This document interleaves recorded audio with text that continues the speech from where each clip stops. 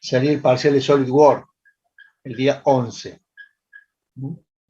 Y el 18, la semana siguiente, el parcial de instalación en la parte teórica, digamos. Nos faltan una clase más. A mí me falta un par de temas que no quiero dejar de darle, que es recipientes esbelto, que la daríamos la clase que viene, ¿sí?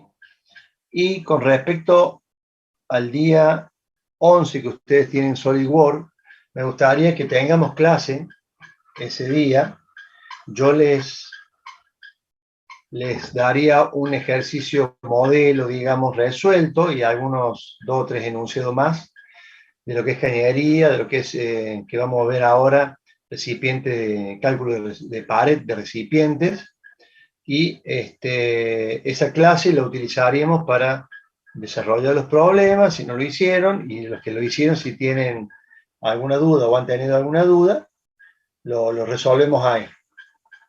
Así que ese día 11 que ustedes van a tener SolidWorks, que lo van a tener temprano, digamos, a las 8 ustedes ya estarían libres seguramente, vamos a hacer un repaso de lo que yo les voy a mandar con anterioridad dentro de la semana que viene, ¿sí? Para que ustedes intenten ver de resolver algún problema, ¿sí? Y después lo ven conmigo y nos sacamos todas las dudas que puedan llegar a tener. ¿Les parece? Entonces, el 18 sería el parcial conmigo y ya también en esas próximas 2 clases iríamos delineando el temario de qué cosas nosotros necesitamos que ustedes estudien sí o sí. Por ahí quizás me haga un listadito de cosas, de temas, se los pueda pasar también, para que, bueno, quede más o menos claro qué es lo que necesito que ustedes sepan. ¿De acuerdo? No sé si hay alguna pregunta.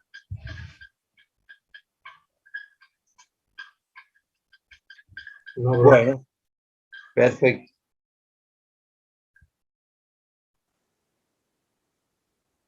Sí, la clase completa de él.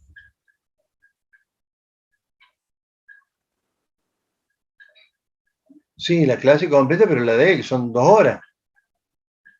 Creo que es tiempo suficiente para que ustedes hagan el parcial 2 horas, me parece bastante bien. Justamente que acabé de hablar con él, por eso me demoré un ratito en aparecer, porque para coordinar eso. Y él me dijo, bueno, a vos te faltan 2 clases, la que viene y la que viene después de mi parcial el jueves 11.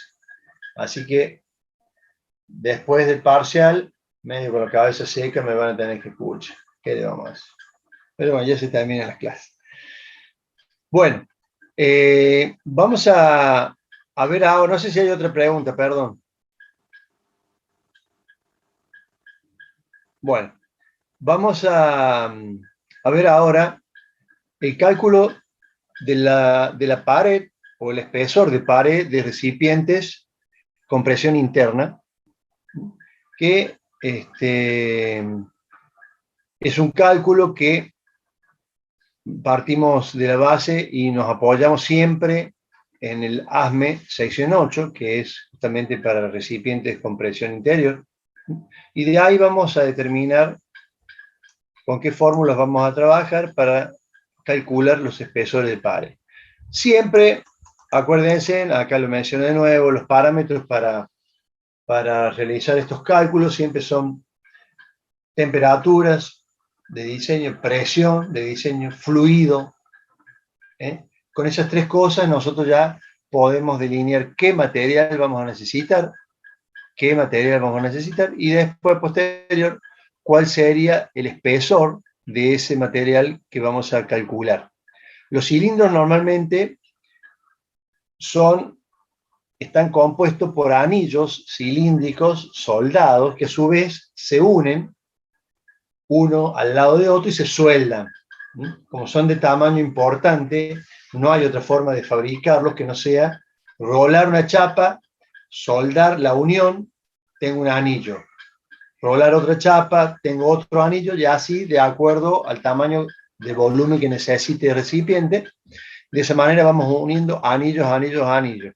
Y después en los extremos están justamente lo que se denominan extremos o tapa del recipiente, que también lo vamos a ver hoy, que se adosan a fines de cerrar completamente el recipiente. Bien. Bueno, vamos a pasar un poquito por alto algunas de estas cuestiones de presión de diseño. Siempre acuérdense que tanto en temperatura como presiones vamos a elegir la condición más severa de presión que puede operar el equipo. Siempre vamos a tomar por lo menos un valor mayor a un 10% de la presión de trabajo. Eso va a dar como resultado lo que denominamos presión de diseño. Y con respecto a las temperaturas, lo mismo. Vamos a buscar la temperatura máxima en las condiciones más severas que pueden tenerse. En este caso, también la temperatura podríamos aumentar un 10% la temperatura de operación para obtener la temperatura de diseño. Y todo esto enmarcado, ¿no es cierto?, de un uso del equipo donde estos parámetros no se disparen, por supuesto. Para esto vamos a tener que hacer controles y tener los que se denominan válvulas de seguridad, ¿no es cierto?, o paradas de emergencia, porque si alguno de estos factores de presión, temperatura se disparan, podría ser perjudicial.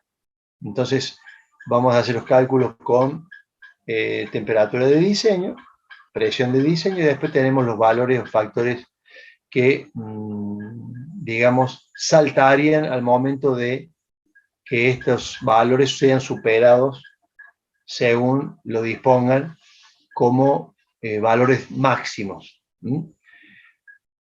Los recipientes cilíndricos, como le dije anteriormente, se realizan con cilindros soldados, y la presión interior, por supuesto que parecido a lo que vimos en algún momento en anillo de tracción delgado, ¿se acuerdan? Donde había esfuerzos longitudinales, tangenciales, los radiales los habíamos evitado, digamos, con la salvedad de que trabajando con recipientes de paredes delgadas, no hacía falta calcular esa tensión radial. Entonces, de ese análisis de la tracción en anillo delgado, se basa también el cálculo del espesor del recipiente. Bien, los esfuerzos, por supuesto, estos longitudinales pueden ser causados por la presión del fluido o de un gas, lo que fuese contenido en ese lugar. Los tangenciales se dan, ¿se acuerdan ustedes?, en una dirección tangente a la periferia del recipiente, ¿sí? Y en los casos de los residuales son aquellos lugares que pueden debilitar de alguna forma la pared del recipiente, como es el caso de soldadura, o, por ejemplo, los cortes para bocas de hombre, para conexiones de inspección, para conexiones de controles, etcétera, etcétera, etcétera. Allí tenemos lo que se denominan los esfuerzos residuales. Y después tenemos los de cargas externas, como el viento, como el movimiento sísmico.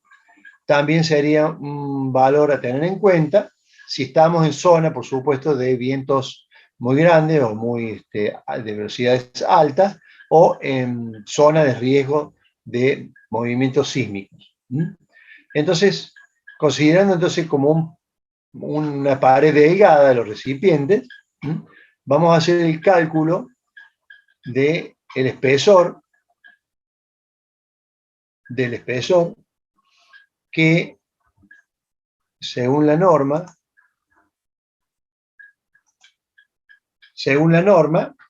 el cálculo del espesor, que lo llamamos T, va a ser igual a la presión de diseño sobre S por E. S sería la tensión admisible del material que hemos elegido.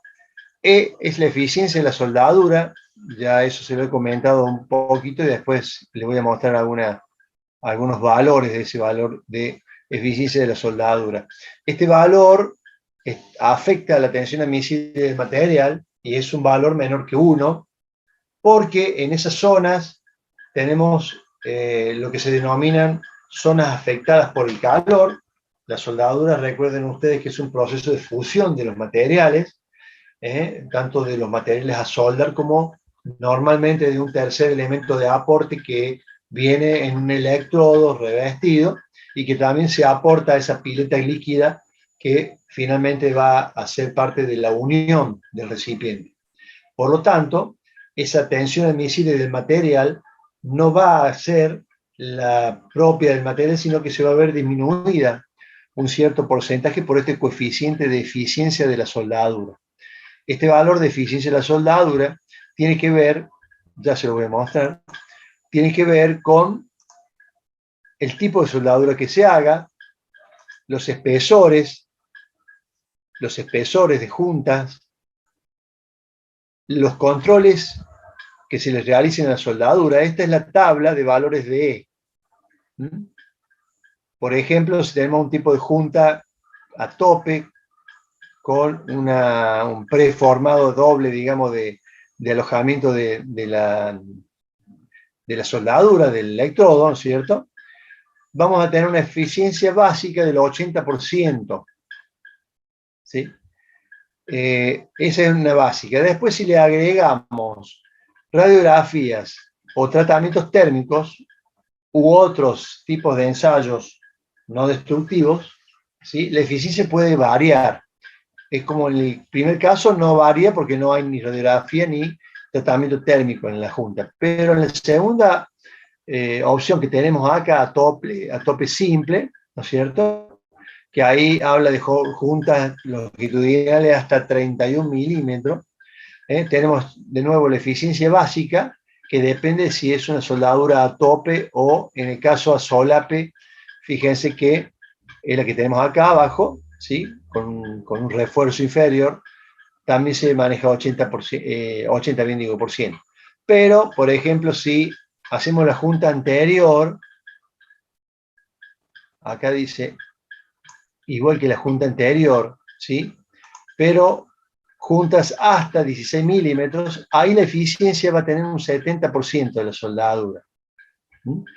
Bien, volviendo al segundo ejemplo que tenemos acá, tenemos el 80% básico, o sea que ya disminuyó un 20% porque es una soldadura, entonces ha afectado de alguna manera la estructura del material. Y después tenemos, si hacemos radiografía o un tratamiento térmico, y podemos aumentar esa eficiencia. Fíjense acá, con radiografía y con tratamiento térmico, llegamos a una eficiencia máxima del 95%. Del 95%. Eso haciendo la salvedad de los tratamientos térmicos que distensionan la soldadura y de radiografía que de alguna manera inspecciona la parte interna, la penetración que ha tenido, etcétera, etcétera, etcétera. Es una foto de la soldadura lo que estamos viendo ahí. Y así hay para diversos ejemplos: soldadura solape, cuando se monta un material encima de otro y está soldado de esta manera, como se indica acá. Esa es una soldadura a solape, ¿sí? O solapada, que tienen una eficiencia menor. Esas soldaduras tienen eficiencias menores. ¿Por qué? Se considera que trabajan al corte, y el corte es uno de los esfuerzos más perjudiciales. Entonces, como trabajan el corte, se supone que la eficiencia de la soldadura va a ser menor que en otros casos, como en el caso de recipientes, las soldaduras de uniones de las paredes del recipiente, de los cilindros que conforman el recipiente, va a ser del 80% porque son soldaduras a tope. ¿Se entendió este cuadrito? Mientras más controles tengamos de la soldadura, más eficiencia vamos a tener en la misma, porque estamos controlándola. Bueno, entonces decía que... Sí. Que generalmente vamos a buscar entonces una soldadura para tener mayor eficiencia y que el recipiente sea más resistente. Vamos a buscar una soldadura a tope antes que una solapada, digamos. ¿Está bien así? ¿Sería así? Exacto, exacto. Lo que pasa es que, bueno, no todas las veces se puede hacer, ¿se te das cuenta? O sea, hay situaciones que no vas a poder hacer más que esa, ¿eh? Entonces, bueno, verás, en esos casos se pueden hacer algunas otras cosas, como por ejemplo aumentar el espesor de pared. Aumentando el espesor de pared mejora no la eficiencia de esta soldadura a solape, porque va a ser siempre el 60%, ¿verdad? Pero supongamos que vos vas a estar haciendo un recipiente que en teoría te da un espesor de, no sé, 15 milímetros.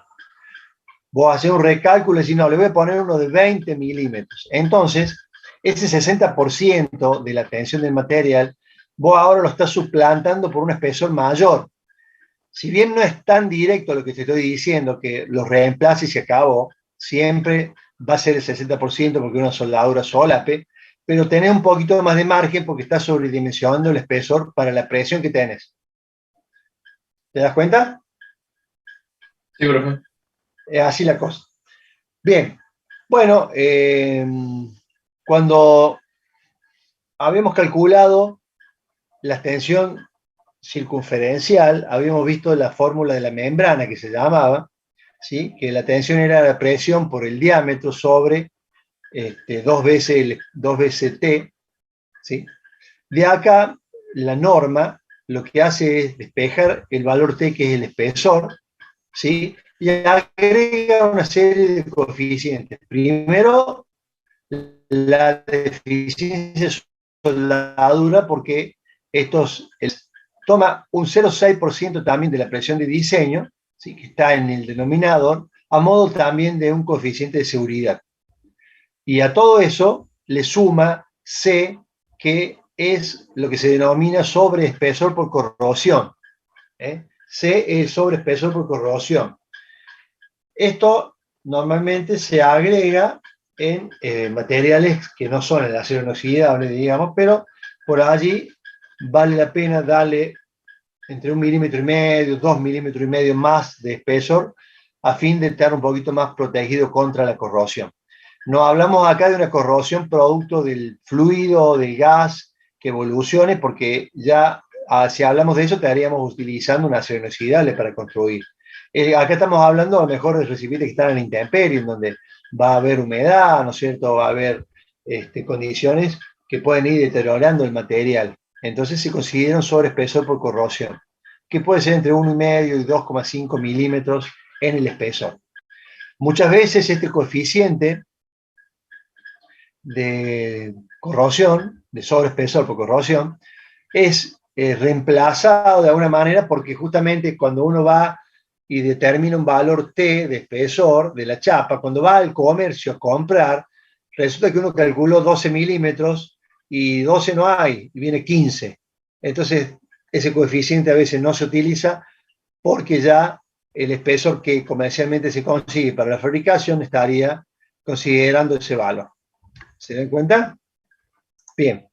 Esta sería la fórmula que admite ASME, ¿sí? El código ASME, para determinar el espesor de un recipiente. Para ello tenemos que contar con la presión de diseño, que es un dato del problema, por supuesto. Si hemos decidido el tipo de material, conocemos la tensión admisible del material, que es el valor S, ¿sí? La eficiencia de la junta las podemos determinar de acuerdo al diagrama, al cuadrito que tenía anteriormente. Y el valor P acá abajo vuelve a ser también la presión de diseño.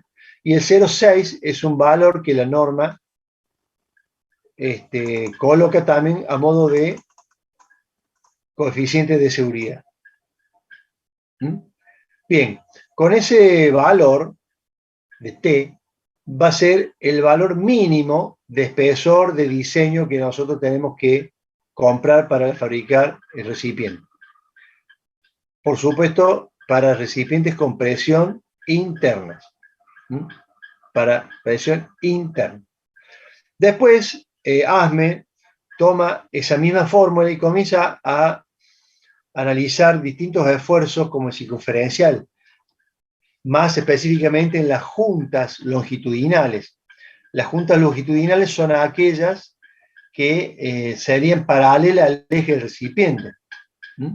Ahí va a haber un esfuerzo que la norma toma para calcular un espesor allí siempre que la presión, por ejemplo, no se exceda el 0,38 de la tensión admisible por el factor de deficiencia de la soldadura.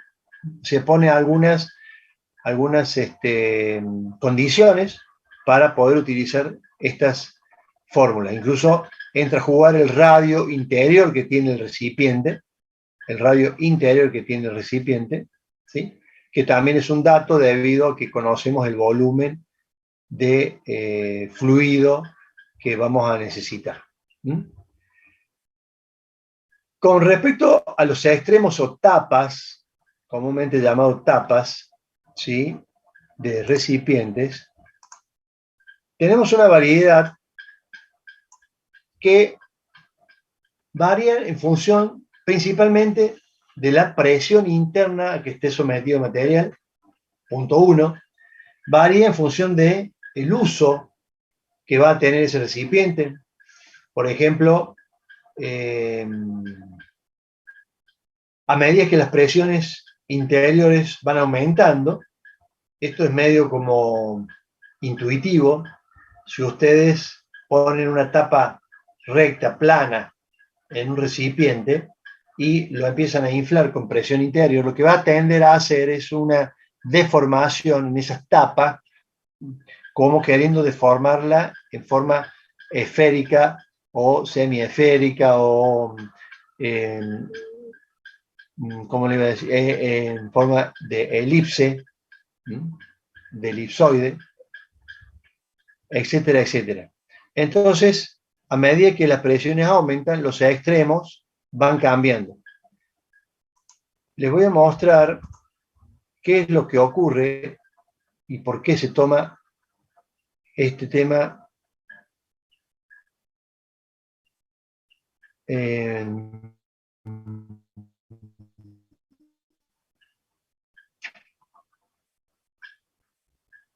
¿dónde estaba? Creo que acá está. Acá está. Fíjense ustedes que los cabezales planos o las tapas planas que tiene un recipiente, la zona de mayor esfuerzo están en las soldaduras, fíjense en las soldaduras, y lo peor que nos puede pasar en los extremos planos es que la soldadura esté justamente en el vértice de unión de la tapa y el recipiente cilíndrico. Ese es un lugar donde existen tensiones muy grandes, muy grandes. Creo que hicieron ya ustedes con Gastón algo con el Cosmo, ¿no es cierto? Con distintas tapas de los recipientes, ¿lo vieron? No, por ejemplo. ¿No hicieron un ejemplo con el Cosmo para ver las tensiones que hay en un extremo de recipiente, si tiene tapa plana o tapa toriférica o algún tipo de otra forma? Lo vimos en Solid. ¿Perdón? Claro, lo vimos en Solid, pero no sé qué. ¿En Solid? Sí. Sí. No sé qué es Cosmo, por ejemplo. Sí, eso estoy preguntando justamente. ¿No lo vieron en SolidWorks, un ensayo de presión interna? Sí, Eso sí. Claro, bueno, ahí ustedes, creo que Gastón le hace un ejemplo con pared plana y otro con pared semiesférica. Y cuando uno aumenta las presiones internas, esa zona de unión de la tapa plana con el recipiente es crítica, muy crítica. Hay esfuerzos de corte, esfuerzos de tracción, hay momentos. O sea que si nosotros tenemos la soldadura justamente en ese punto, es una zona muy crítica y que se tiende a correr esa unión un poquito más adelante, obteniéndose una tapa con una especie de anillo cilíndrico que lleva la soldadura de unión con el recipiente más lejos del radio o de la unión. Fíjese acá, en este primer ejemplo acá, si bien tenemos una tapa plana, pero esa tapa plana tiene una conformación radiada justamente en el vértice y la unión se hace más lejos de la zona de radio. O sea que la unión por soldadura que se realiza no está en la zona más crítica, que es el ángulo o el radio de esta zona de la tapa. Entonces, cuando vamos a seleccionar un extremo de recipiente, lo primero que tenemos que hacer es determinar cuál es la presión interna que va a tener nuestro recipiente para seleccionar el extremo. De esa manera, acá tenemos algunos, tenemos tapa plana, plana con cejas, se denomina este cuellito, digamos, que tiene la tapa, que hace que la soldadura se aleje de la zona de radio, la zona más comprometida por tensiones, ¿sí? Después tenemos cónicas, extremos toricónicos. En el caso de toricónicos, fíjense ustedes que se le agrega una zona recta en el final de la parte de cono mayor, también a los fines de alejar la unión del extremo y del recipiente de la zona más crítica, que es el cambio de sección, justamente en la unión. Como esto se hace con material completo, digamos, acá no hay soldadura, esa zona que antes con la soldadura se ponía crítica, con este tipo de extremo toricónico se mejora muchísimo, ya que tenemos la parte de soldadura alejada de ese radio que tenemos aquí, que es un radio crítico para un recipiente que normalmente no tienen grandes presiones, porque esto se utiliza en recipientes de almacenamiento, por ejemplo, muchas veces recipiente de almacenamiento vertical, y este extremo va en la parte inferior, para poder extraer ese elemento normalmente sólido, o ese compuesto sólido que hay dentro del recipiente. Este cónico se utiliza para eso, para vaciar el recipiente a través de un extremo de esas naturales. Si bien no tenemos presión interna, pero lo que tiene ahí el contenido sobre las paredes cónicas va ejerciendo esfuerzos que se transmiten en las uniones de la soldadura. Por eso, a pesar de no tener normalmente este tipo de extremos presiones o grandes presiones internas, sí tiene peso de elementos que hay en el interior, que al momento de estar cargado ese recipiente genera tensiones importantes muchas veces en esa zona. Después tenemos los semiesféricos. Los semiesféricos tienen la particularidad de ser un poquito más complejo la fabricación, pero tienen muchas ventajas respecto de la presión interna. Se utiliza para recipientes con grandes presiones internas. De hecho, fíjense que todos los recipientes que contienen gas licuado, que están a altas presiones, por ejemplo, o como vimos la vez pasada, recipientes esféricos completos de almacenamiento, se utilizan este tipo de espesores. Después vamos a ver cómo se calculan los extremos y vamos a observar que para el semiesférico, extremo semiesférico, el espesor T, que nosotros podemos calcular a través, bueno, de una serie de fórmulas que vamos a ver, puede llegar a ser la mitad del espesor de la pared del recipiente. La mitad del espesor de la pared del recipiente puede llegar a ser ese extremo semiesférico. Fíjense cómo absorbe, digamos, los esfuerzos, porque, repito, se utilizan para grandes presiones. Por ejemplo, recipientes que contienen hidrógeno, que están a altas presiones, el extremo es así semiesférico. Y después tenemos otras variantes, ¿sí?, que son semielíptica, toriesférica, que más o menos también, a medida que va aumentando las presiones, se van colocando ese tipo de extremos. O sea, de la plana podemos pasar a una toriesférica, a una semielíptica, y finalmente para los de más altas presiones vamos a utilizar la semiesférica. Estos extremos, ¿sí?, tienen cada uno sus formas, ¿sí?, y tienen también su forma de calcular. Bueno, acá es un poco lo que le acabo de explicar de cada una de las tapas, ¿no es cierto? Eso después, si quieren darle una leída a ustedes, es lo que le acabo de explicar. Solamente con cambiar la forma de los extremos y llevar la zona de unión de soldadura alejada del extremo o de la unión del extremo propiamente dicho, se mejora muchísimo, muchísimo la resistencia de estos extremos en los recipientes. ¿Mm? Bien, acá tenemos compresión interior y compresión exterior, otra fórmula, digamos, para cuando el recipiente es presión exterior, pero eso lo vamos a ver después. ¿Mm? Vamos a ir nosotros con el caso de presiones interiores. En el caso de los extremos, vamos a ver ahora, aparte de la geometría, vamos a hacer cálculo de espesor y cada uno de esos, acá está, cada uno de esos extremos va a tener un cálculo de espesor distinto. Acá empezamos con el cuerpo cilíndrico para que se terminen de ubicar de lo que le estaba hablando, de los distintos anillos que están soldados, ¿sí? Se suelda primero en la zona longitudinal para unir la placa que hemos rolado y después se van soldando anillos al lado de anillos para completar el tamaño del recipiente. Acá tenemos el espesor T calculado, ¿sí? Compresión interior, como lo habíamos visto recién, y compresión exterior es otro.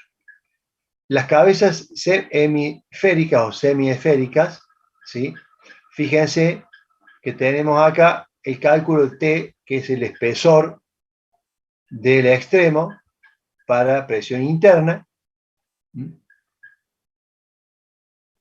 Fíjense cómo era el cálculo para el espesor del recipiente. Es esta fórmula que tengo acá. P por el radio sobre la tensión admisible por el coeficiente de soldadura menos 0,6 por P. Fíjense lo que tengo acá en las cabezas hemisféricas o semiesféricas. Lo mismo que acá arriba, pero tengo un 2 en el denominador. Tengo un 2 en el denominador, lo que hace que el extremo semiesférico pueda llegar a tener la mitad del espesor de la pared del recipiente. ¿Bien? Y después para cada uno de los extremos, elipsoidales, porque justamente se genera el perfil como una elipse, ¿sí? Como una elipse, serían para presiones medias internas, para presiones medias internas. Acá tenemos el cálculo del espesor de la pared para una cabezal elipsoide. Para una parte de sección cónica, de acuerdo al ángulo de conicidad, acá está interviniendo el ángulo en la fórmula del espesor, ¿sí? Las cabezales toriesférico se denominan toriesférico porque tienen un radio, que es un radio que une el radio grande, que se denomina radio de capa,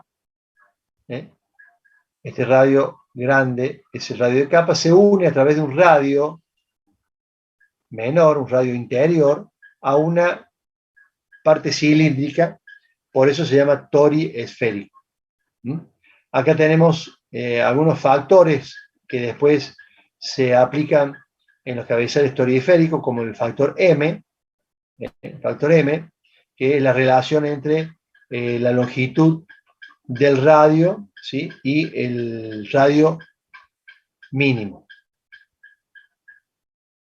Esto también lo tienen no me acuerdo si esto ya se lo puse en V, pero también sale en el libro de Maggesi, de cálculo de recipientes interior.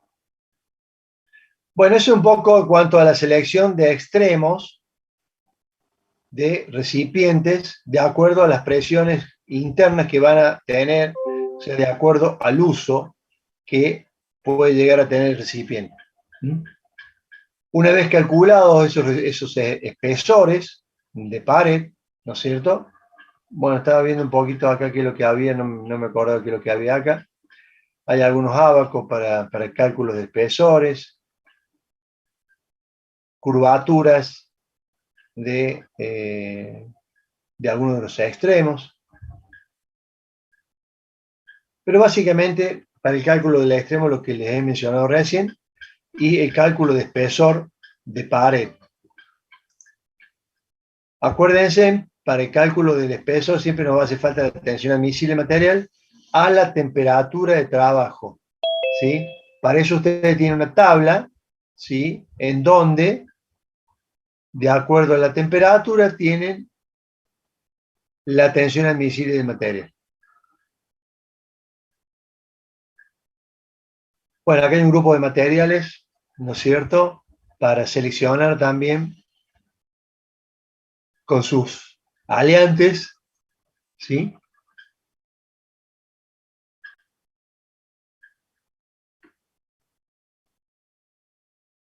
La prueba hidrostática, acuérdense que la prueba hidrostática es la prueba, digamos, que se le efectúa a todo recipiente o cañería para controlar, digamos, ¿no es cierto? Si hay, por ejemplo, fugas, si hay pérdidas, si resiste. Normalmente la presión de prueba es 1,5 veces la presión de trabajo. La presión puede ser hidráulica o hidrostática, ¿sí? Que se utiliza agua para realizarlo, o puede ser una prueba neumática, ¿sí? En donde se utiliza, por supuesto, gases a presión, ¿no es cierto?, o aire a presión, para que se pueda realizar en este caso la prueba neumática. Acá, con respecto a la neumática, habla de al menos 1,3 veces el valor de la presión de trabajo, ¿sí?, a la temperatura también de trabajo. Las pruebas de este tipo de presión no se van haciendo incrementos graduales, ¿no es cierto?, hasta más o menos la mitad de la presión de prueba, ¿sí? Y después de ese valor se empieza a incrementar de 1/10 de la presión de prueba hasta alcanzar la máxima de control. Se puede, digamos, mantener unas 24 horas, ¿no es cierto?, esto en esas condiciones de presión interna para poder realizar diversos controles en lugares estratégicos del recipiente. Bien.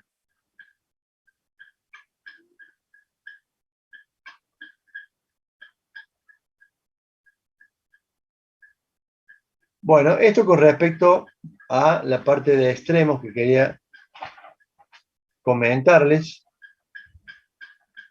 Este es el análisis de esfuerzos en recipientes esféricos. Pero bueno, esto no lo vamos a ver tan detalladamente. Hasta lo que hemos visto, recipiente cilíndrico estaría suficiente, y obviamente los extremos, ¿sí? Ya con respecto al uso del recipiente lo habíamos descrito al principio cuando hicimos una descripción de los distintos recipientes según el uso, y las formas o las posiciones que tenían llevaban a un nombre, ¿no es cierto?, tales como horizontales, verticales.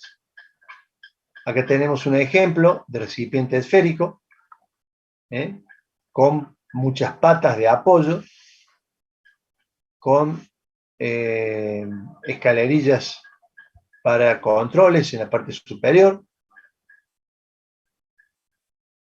Son de mayor costos, estos recipientes son de mayor costos, pero cumplen perfectamente la función, digamos, para lo que se la ha diseñado.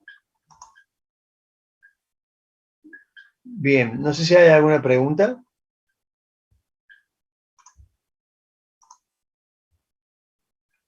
No, profe. Bueno, vamos a pasar ahora a ver recipientes con presión externa. Recipientes con presiones externas. Este caso es un caso que conceptualmente no responde tan exactamente los conceptos, por ejemplo, de deformaciones plástica que veíamos en tracción, o que puede darse en recipientes con presiones internas. Es más o menos un caso parecido al pandeo. ¿Se acuerdan cuando vimos en tercer año, vimos pandeo? Que con muchas menores fuerzas, digamos, colocada en la línea del eje de la columna, con fuerzas mucho menores al que superaría las tensiones elásticas del material, se pandeaba la columna. En este caso ocurre también lo mismo. Al tener una presión externa, que sería un caso de un recipiente a lo mejor dentro de otro para calefaccionarlo, por ejemplo, puede llegar a tener vapor en la parte externa que lo está comprimiendo. O podemos tener una situación de vacío en el interior, lo que hace que esté presionado externamente. Entonces hay que tener mucho cuidado, hacer cálculos muy finos en este caso, porque hay una compresión circunferencial debido a la compresión, ¿sí? Donde esas fuerzas circunferenciales se pueden llegar a transformar al doble de la tensión de compresión axial, solo por haber cambiado, ¿sí?, el lugar de la presión. O sea, en vez de estar en la parte interna, está en la parte externa. Y entonces el recipiente se dice que falla por inestabilidad elástica, por esta tensión de compresión circunferencial, y se produce, también se suele llamar pandeo a la deformación de las paredes, o se suele llamar deflexión de las paredes.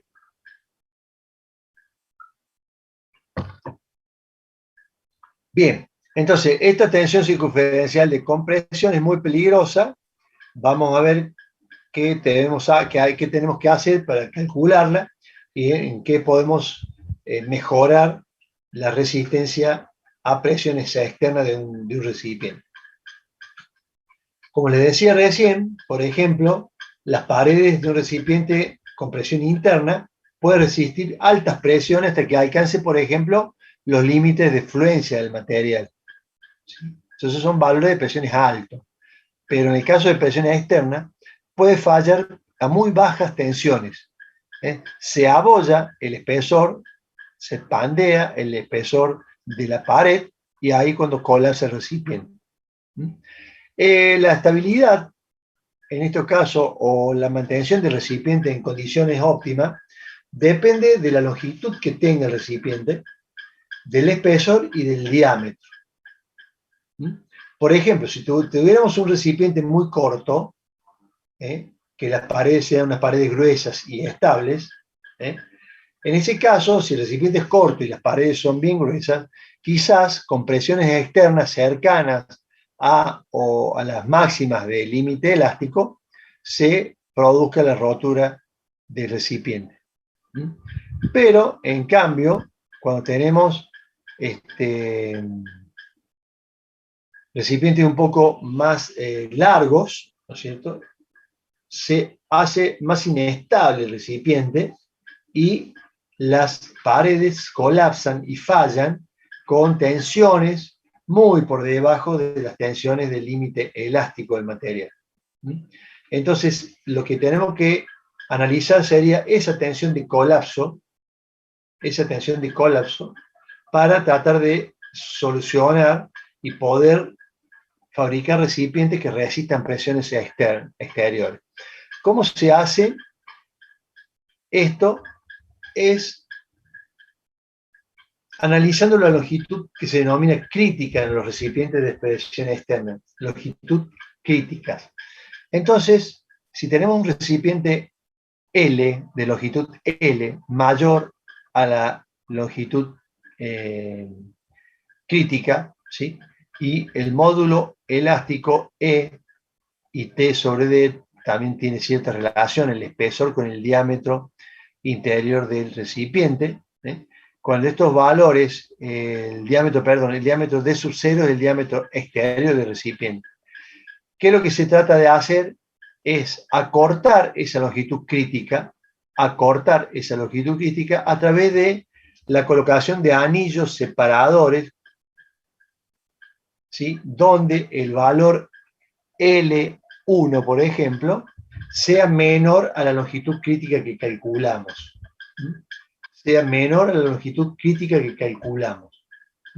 De esa manera, con esos anillos de refuerzos, que normalmente son perfiles, puede ser un perfil T, un perfil doble T, puede ser un ángulo de perfil, ¿sí? Puede ser simplemente planchuelas de espesores importantes. Lo que se trata, como les dije anteriormente, es acortar la longitud crítica que calculamos, ¿sí? A una longitud que esté por debajo de ese valor para que no falle por presión externa el recipiente. Nosotros, estos son cálculos empíricos, ¿sí? Donde podemos determinar una presión de contacto, perdón, de colapso, una presión de colapso, que va a estar en función del espesor sobre el diámetro externo, va a estar en función del valor E, módulo de longitudinal, de elasticidad longitudinal, y la relación L sobre D. Entonces, vamos a hacer 3 pasos, que se lo están describiendo aquí, para el cálculo de recipientes bajo presión externa. Lo dividimos en recipientes cortos, de longitud intermedia, y largos. Los recipientes cortos, ¿sí? Decimos que los extremos están tan cerca que colaboran a mantener las formas del cilindro. Entonces, como colaboran en esa resistencia, se puede llegar a presiones muy cercanas al límite, a la deformación del límite elástico, ¿sí? Y en este caso, la presión de colapso va a depender de la relación espesor sobre diámetro del recipiente. Y la influencia de la longitud del recipiente o de la relación L sobre D sub 0 sería, en este caso, despreciable. Esas son las condiciones a lo que yo denomino recipientes cortos. Después tenemos recipientes de longitud intermedia, que es esto de que cuando tengo una medida de longitud más larga que la longitud crítica del recipiente, los extremos no me ayudan en nada a que el recipiente mantenga las formas. ¿Sí? Entonces, la presión de colapso con la cual va a fallar el recipiente depende de la relación espesor y diámetro y del largo y el diámetro. En este caso es muy característico la abolladura que se produce en los recipientes. Abolladura, es como que la parte interna se lo chupa, digamos, el recipiente y produce deformaciones plásticas en forma de abolladuras. Y los recipientes largos, los que están ya muy lejos, los extremos para influenciar en la forma del recipiente, la presión de colapso va a depender solamente de la relación T, el espesor, sobre el diámetro del recipiente. Bien, con algunos valores de esto nosotros vamos a ubicarnos en qué tipo de recipiente podemos calificar a nuestro recipiente.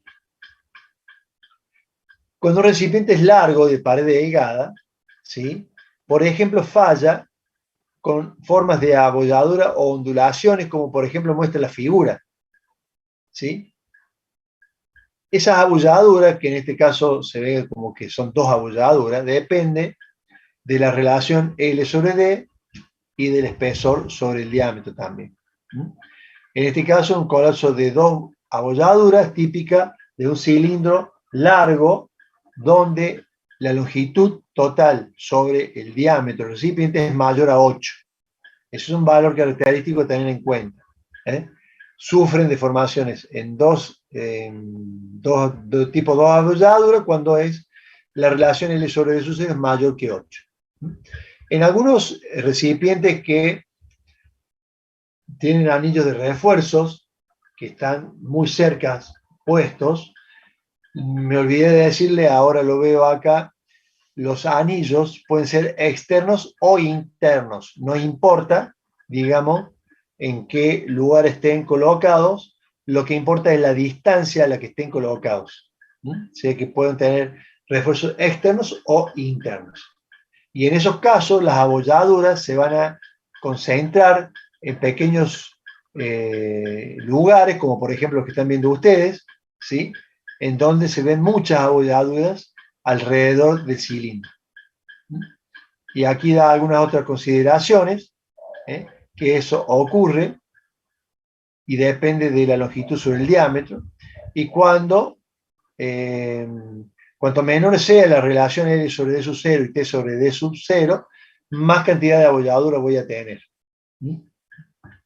Bien.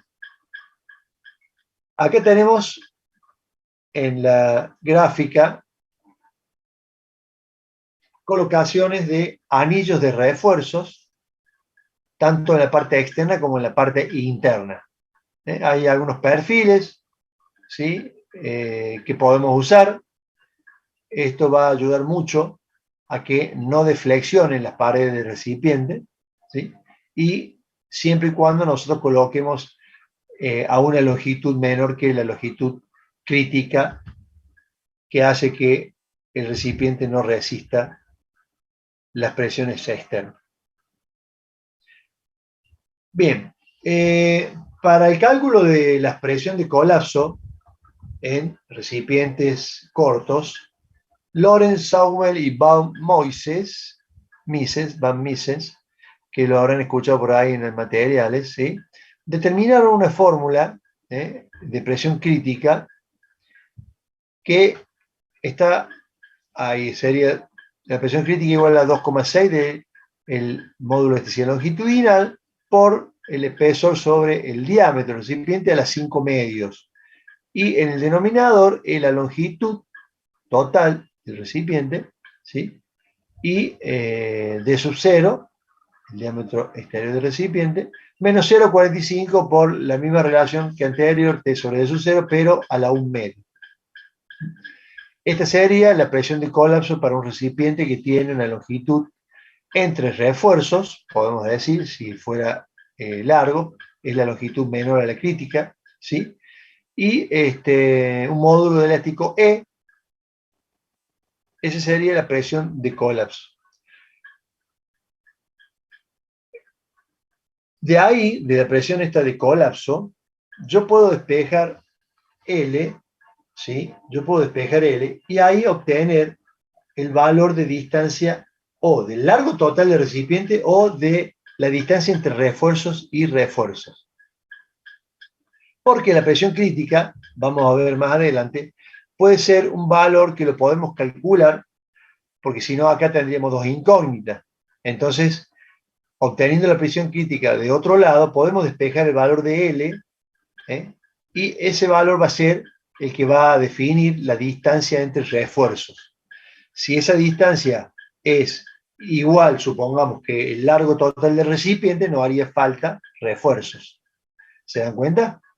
Bueno, acá, si algunos no recordaban la fórmula de la membrana cuando analizamos el espesor de la cañería, habíamos visto que la tensión tangencial era igual a la presión por el diámetro sobre 2 veces el espesor. ¿Sí? Bueno, esto nos sirve para hacer algún cálculo aproximado, por ejemplo, del espesor T, por ejemplo. ¿Sí? Podemos calcular sin tantos coeficientes como dice la norma, pero a priori podemos hacer un cálculo que nos va a servir por tanteo para el cálculo del espesor del recipiente. Bien. Normalmente se deduce que es más barato poner planchas lo más delgado posible, los de espesores menores posible, ¿no es cierto?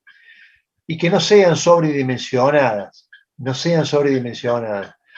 Pero, ¿qué vamos a necesitar? Vamos a necesitar colocar más cantidad de anillos de refuerzos. Pero el costo de esos anillos de refuerzos son, al lado de aumentar el espesor de la pared, despreciable, podemos decir, mucho más barato que hacerlo así. Entonces, la práctica dice que conviene hacer un recipiente lo más delgado posible y meterle muchos refuerzos. Esto siempre y cuando la presión crítica, ¿no es cierto?, cuando la presión crítica la obtenemos de la fórmula 2. ¿Dónde está la fórmula 2? Me parece que me faltó el número, pero bueno, es fórmula 1. Cuando obtenemos de esta fórmula que era de la membrana un valor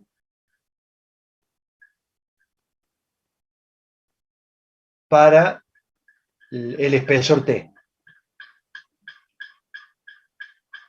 Pero muchas veces se puede trabajar, por ejemplo, a altas temperaturas, ¿no es cierto? Y el módulo de elasticidad varía. Y cuando trabajamos por encima de los 400 grados es importante la variación del módulo de elasticidad, ¿no es cierto? Entonces tenemos que fijar, en este caso ASME proporciona una serie de gráficos y ábacos, en donde se tiene en cuenta la variación del módulo E de longitudinal. Creo que yo les di ya un apunte, distintos valores del módulo de elasticidad, me parece que era del A0, para distintas temperaturas.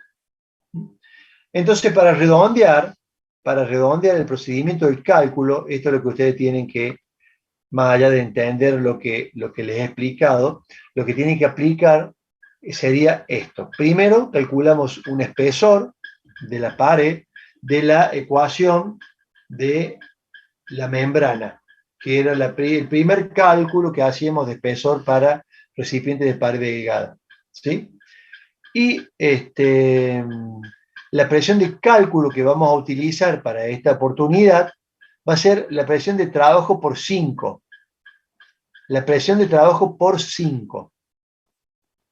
Esto está suponiendo que la presión límite o la presión de colapso va a ser 5 veces la presión de trabajo. Pero son suposiciones, son tanteos que fueron haciendo, para después vamos a ver a qué llegaron, qué conclusión llegaron, ¿sí? Entonces, yo de ahí, de la fórmula de presión crítica que teníamos anteriormente, despejo el valor L, la presión crítica la tengo, la presión crítica es la presión de cálculo, 5 veces la presión de trabajo, ¿sí? Entonces puedo determinar un valor L, que sería la distancia entre refuerzos, ¿eh? Entonces, sacamos T de este valor, ¿sí? Y vemos qué valor de L sería el espacio máximo que tengo que tener entre anillos de refuerzo, para que el recipiente soporte una presión 5 veces la presión de trabajo. Si L es la longitud entre refuerzos, no se puede practicar, digamos, porque los refuerzos están demasiado cerca, ¿sí? Debemos aumentar la distancia y también incrementar el espesor para satisfacer la ecuación 1. La ecuación 1 era esta, de la presión crítica. Acá en este caso, cuando tenemos impracticable, dice acá, la colocación de refuerzos, porque están muy cerca, tengan en cuenta ustedes que estos anillos de refuerzos hay que soldarlos. Entonces vamos a tener quizás muy cerca cada anillo, que provocaría, digamos, una concentración de zonas afectadas por el calor de la soldadura que estarían muy cerca, y sería demasiado contraproducente tener zonas afectadas por el calor de la soldadura tan cerca. Se pondría mucho más frágil el material en esa zona, ¿sí? Y si es posible colocar los refuerzos a la distancia L, que dice el cálculo, ¿sí? Menor que lo que sea el cálculo. O sea, podemos colocar por una cuestión de equidistancia, digamos, coeficiente de seguridad para asegurarnos un poquito más. Si nos permite colocar un refuerzo más que acotaría la distancia L entre refuerzos, no hay ningún problema. Podríamos en ese caso poner más perfiles, pero más livianos estos, ¿eh? Entonces, con más perfiles de refuerzo o anillos de refuerzos, mejoramos la performance, ¿sí? Y podemos utilizar perfiles más livianos, sin necesidad, por ejemplo, de quizás aumentar el espesor de la pared, que sería otra solución, ¿sí?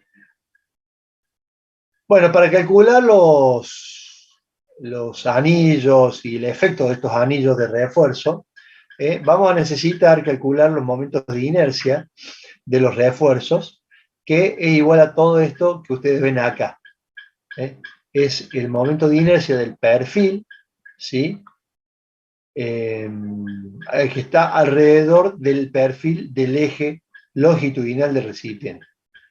Para que ustedes lo vean en la gráfica que vimos anteriormente, fíjense, acá teníamos eje de momento de inercia de la sección normal del anillo. Ese valor de momento de inercia nos va a servir ahora para hacer otro cálculo.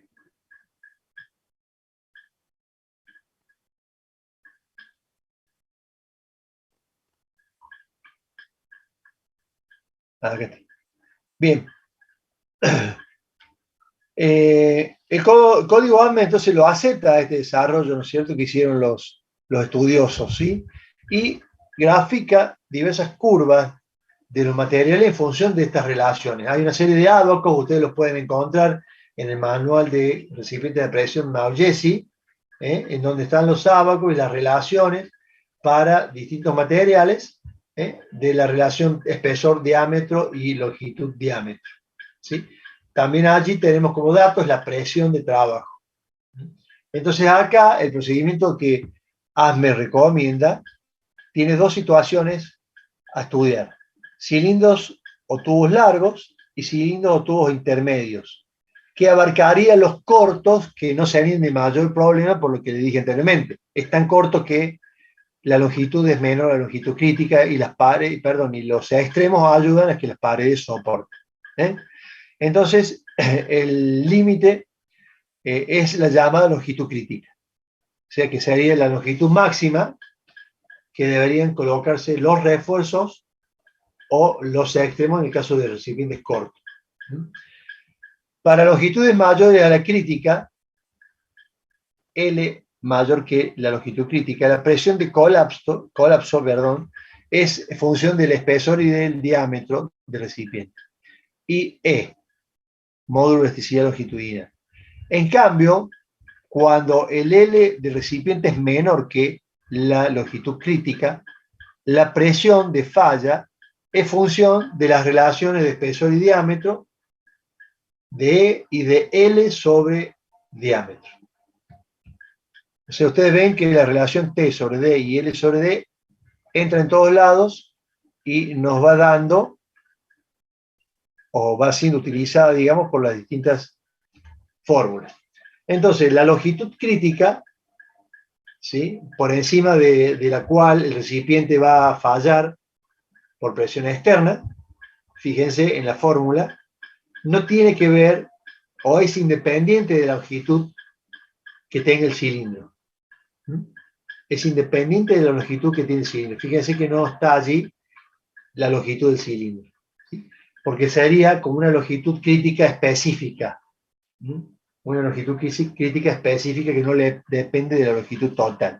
Y mu, el módulo de Poisson para los aceros, aproximadamente 0,3, reduce la ecuación de longitud crítica a 1,1 por el diámetro por raíz cuadrada de la relación de diámetro sobre el espesor.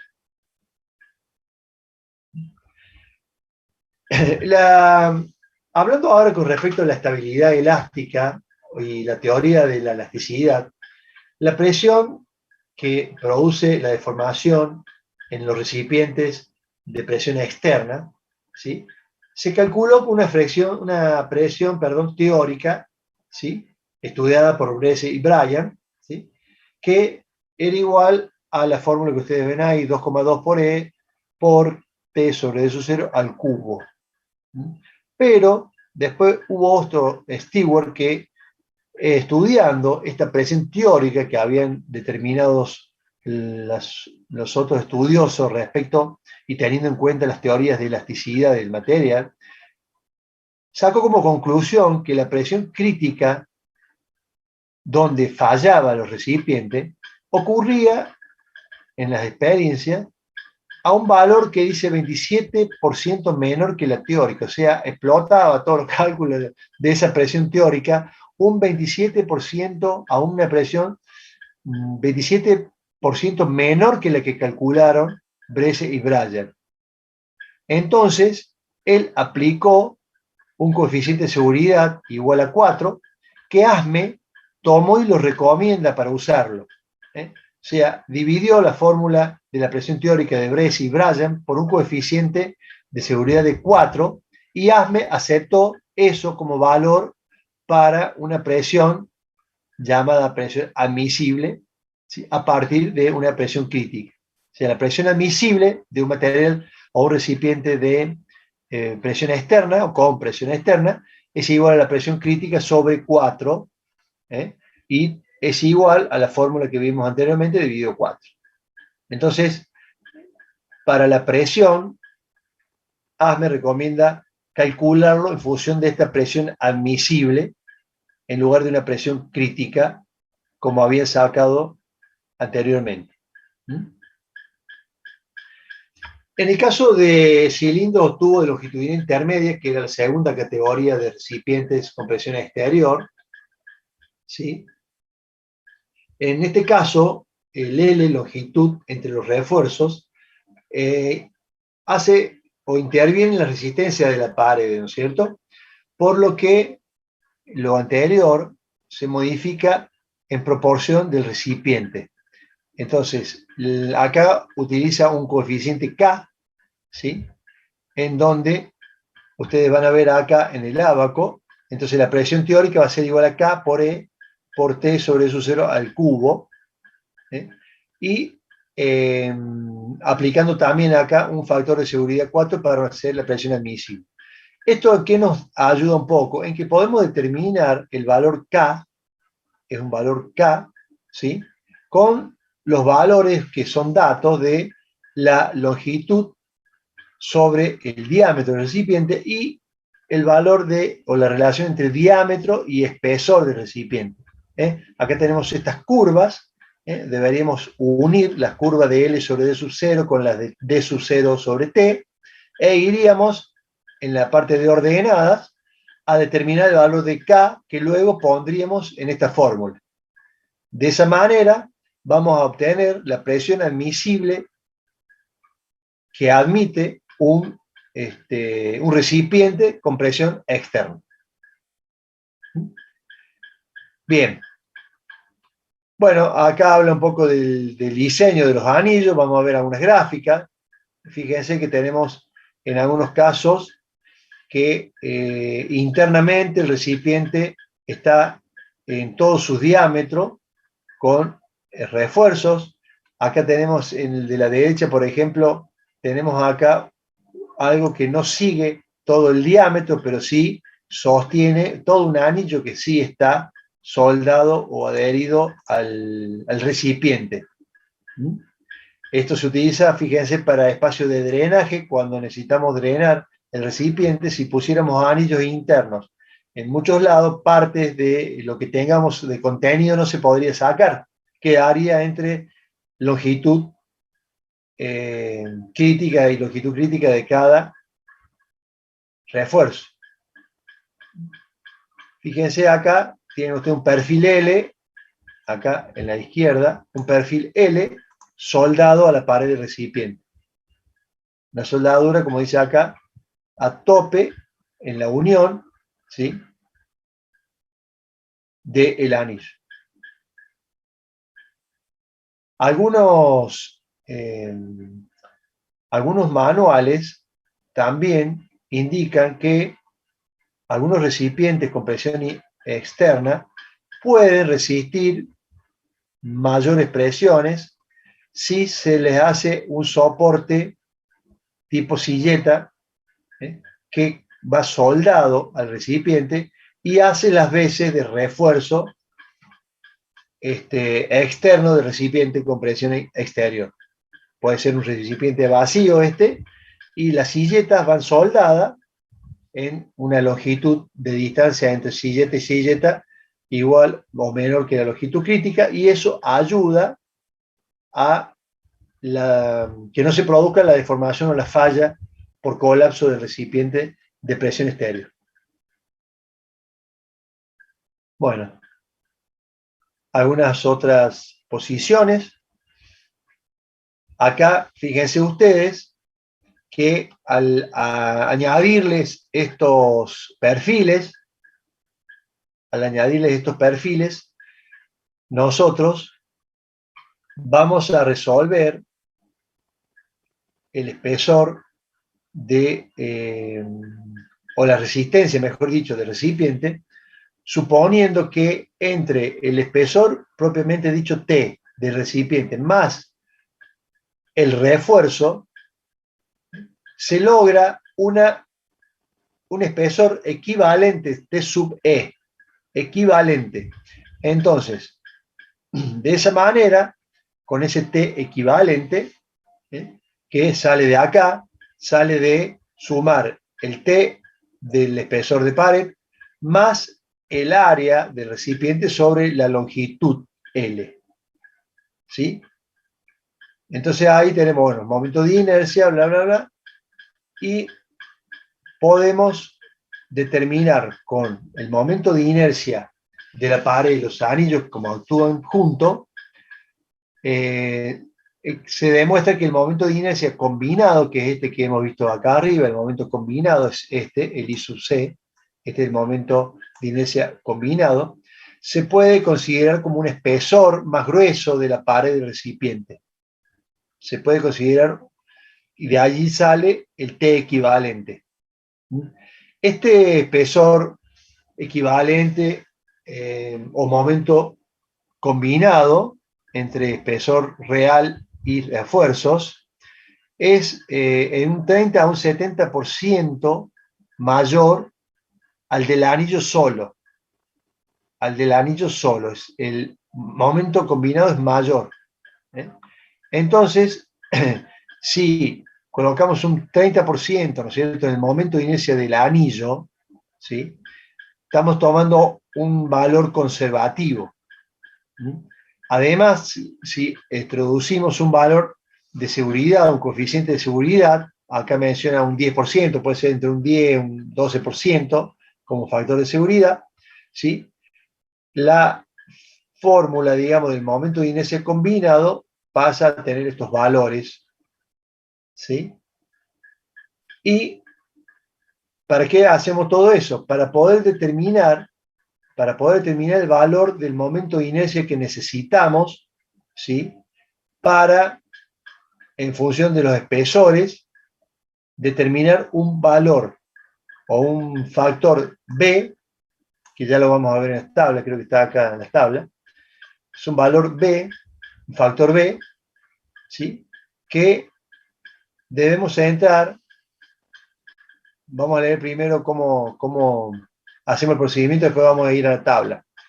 Selecciono el perfil para anillo de refuerzo.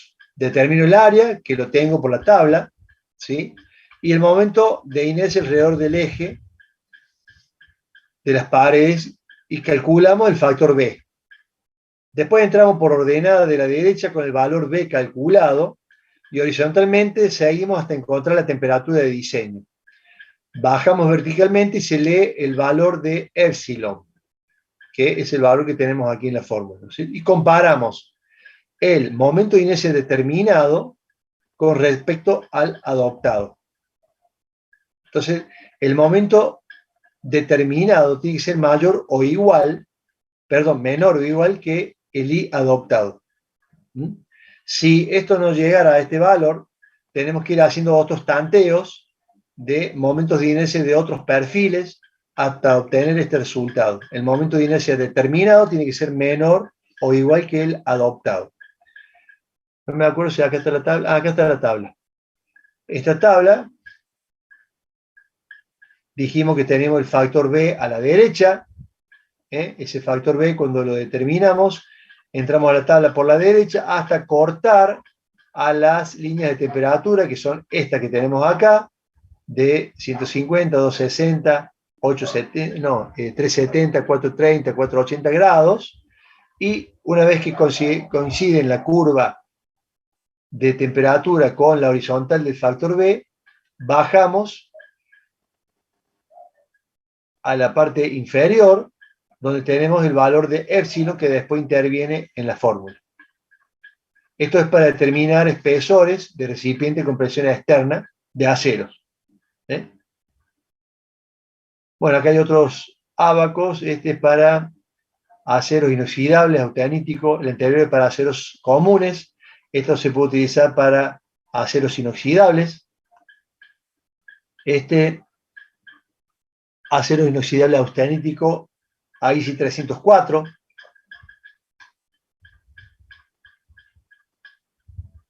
Para fundiciones, materiales de fundición, todas utilizando el mismo sistema, ¿no es cierto? Esto es de cobre, recipientes de cobre recocido. Bueno, tenemos una serie de ábacos acá importantes para agregar, todos estos anexos. Bueno, esto se lo voy a poner ahora en el aula. No me acuerdo si se lo he puesto esto anteriormente. Creo que no. Recipiente de presión externa, creo que no, pero ahora me quedo un ratito más y se los pongo. Ya vieron que le puse en el aula el link de las clases grabadas. ¿Pudieron acceder a algunos? Bien. Bueno, ahora les voy a poner este apunte, que es lo que hemos visto hoy, que no me acuerdo de haberse puesto. Bueno, les voy a tomar lista, chicos. 27. Aguirre. Presente, profe. Aguirre María. Presente. Anovasi. Aramayo. Arias. Presente, profe. Arisi. Arridón. Profe, Ari sí estaba rindiendo, por eso no se conectó. Bueno. Arribodino. Baez. Vanega. Barrio Nuevo. Presente, profe.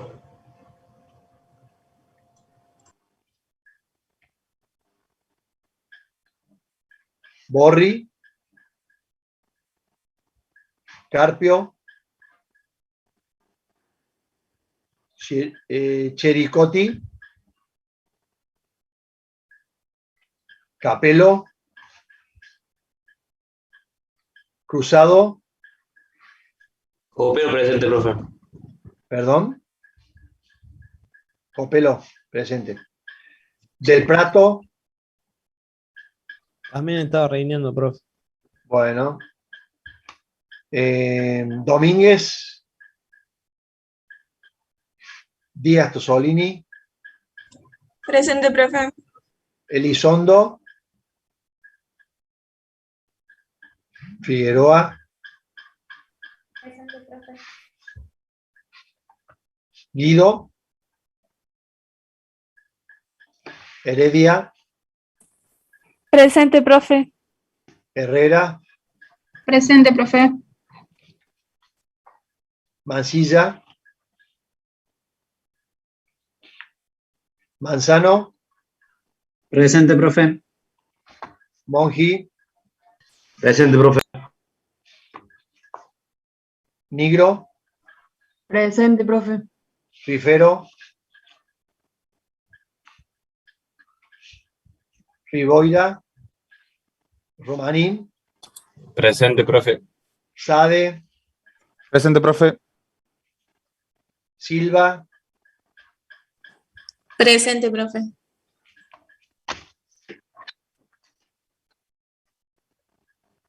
Tarquino. Presente. Alfredo. Presente.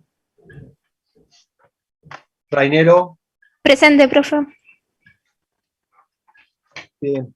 Bueno, no sé si hay alguna pregunta, chicos. Bueno, entonces la clase que viene vamos a terminar, como les dije, recipientes esbeltos. Vamos a empezar y terminar esos recipientes esbeltos.